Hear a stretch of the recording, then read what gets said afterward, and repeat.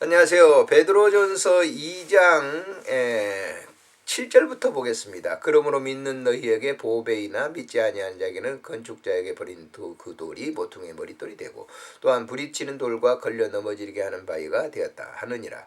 그들이 말씀을 순종하지 아니함으로 넘어지나니 이는 그들은 이렇게 정하신 것이라.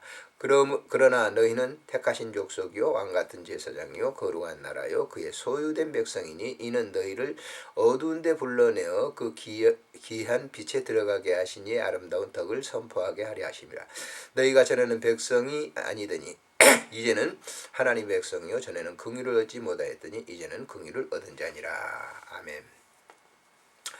우리가 하나님을 예수 그리스도를 믿으면서 예수 그리스도의 걸림돌이 되는 그런 그 일들을 할 때가 종종 있죠. 그렇기 때문에 베드로는 당시에 흩어져 있는 모든 성도들에게 그런 걸림돌에 그리고 부딪히는 그런 돌이 돼서는 안 된다라고 하는 겁니다. 그러면서 우리에게 9절에 그러나 너희는 그랬습니다. 그런 이 세속의 사람들과 같은 행동을 하지 않는 너희는 이라고 하는 것인데요. 성도들을 지칭하는 것이죠. 너희는 택하신 족속이요 왕같은 제사장들이요 거룩한 나라요 그의 소유된 백성이니 그랬습니다. 하나님께서 택하셨다. 택한 족속이다. 그리고 그 사역을 택한 족속들이 하는 사역이 뭡니까? 제사장이죠. 제사장의 역할을 하는 것이고 또 하나님의 거룩한 나라고 그 소유된 백성이다. 왕같은 제사장이요 그 소유된 백성이다 라고 얘기합니다.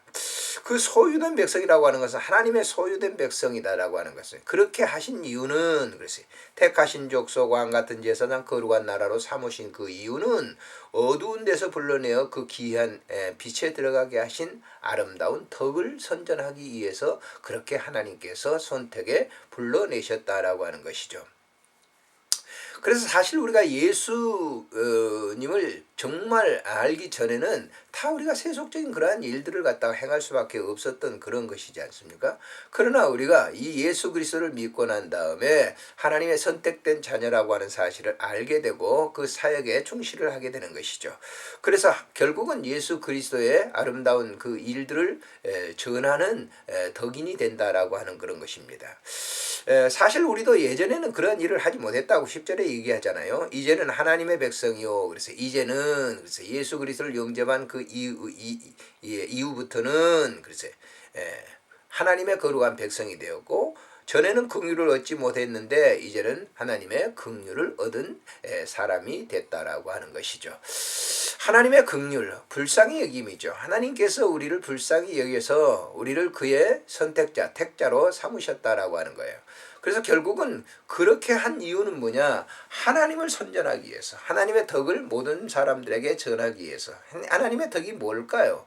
우리가 하나님께서 사람을 지으신 본질적인 선택의 의미를 우리가 얘기를 하고 있는 것이죠. 그래서 하나님의 백성으로서의 삶을 하나님이 말씀한 그대로 전하기 위해서 우리를 선택에 불렀다라고 하는 사실을 우리는 잊지 말아야 할 것입니다. 그래서 항상 우리가 하나님께서 부르신 택한 백성으로서의 삶을 사람들에게 그대로 전하는 그런 일을 우리가 해야 됩니다. 그것은 우리의 언어라든지 우리의 이 보는 것, 듣는 거라든지 우리의 모든 지체로서 그 사실을 그대로 증거하는데 우리가 도구로서 사용돼야 된다라고 하는 것이죠.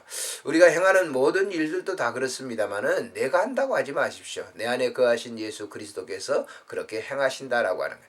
때에 따라 우리는 육에 사로잡힐 때 우리는 거의 잠시 동안 잊어버린 것 같이 생각돼요. 그러나 곰곰이 생각해 보세요. 우리의 호흡하는 것, 우리의 모든 것들도 결국 그분이 하시는 것입니다. 그분이 하시는 일을 우리가 증거하는 것이 우리의 이 그리스도인으로서의 가장 아름다운 삶이 아닌가 생각이 됩니다. 안녕히 계십시오.